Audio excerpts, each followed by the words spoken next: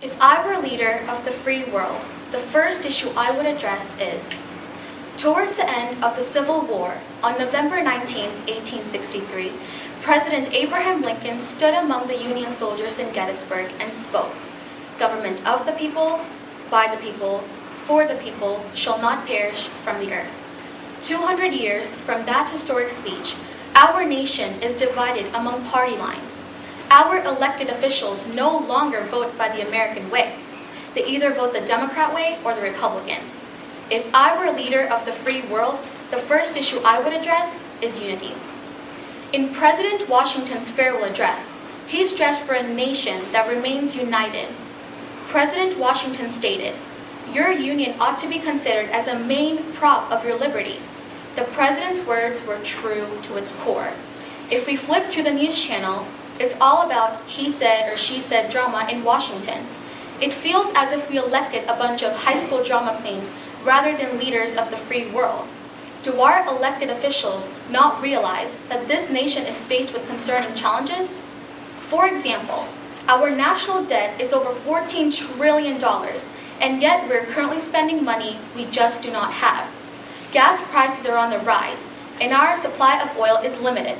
Colleges are becoming harder to afford every single day. These are problems that neither parties can solve alone.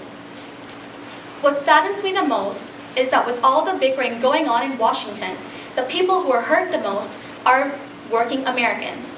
Every day, when a U.S. soldier marches on the field, he fights to protect our freedom and democracy. When a father opens a store at 5 a.m. in the morning, he works so that his kids can one day go to college. When my mom finishes all her chores at midnight and wakes up again at 4 a.m., she does it so that I can have a nutritious meal before school. These people do not care whether our leaders are Republicans or Democrats. They just want them to stop all the political bickering so they can work together to promote tranquility. The tragedy in Arizona is clear evidence when we do not have political unity in America. Experts say that going into politics was like jumping into a pit of rattlesnakes. Before the tragic event in Tucson, Arizona, politics looked like a nuclear war zone. There was just so much violent political rhetoric. And the tragic part is that it cost not only a U.S. Congresswoman, but also the life of a 9-year-old girl. Christina Taylor Greene did not care if her Congresswoman was a Democrat or Republican. She just wanted to meet her because Christina wanted to be a leader just like her one day. Sadly, it was all the political cynicism that stopped her life in her tracks unexpectedly. Christina may be in heaven, but our expectations for this country still lives on. With unity, we can someday achieve young Christina's expectations. Last week, the American people were fed up. We were done with the way politicians work together in Washington. Last week, our nation was in the midst of a government shutdown. A shutdown would mean that our veterans would no longer be receiving benefits. National parks would close, and senior citizens won't be receiving their Medicare benefits. So we decided to hold our government accountable for their actions. We called our representatives and we demanded unity.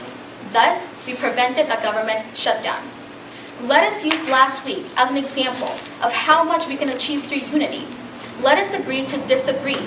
Let us all come to the conclusion that there is no wrong opinion.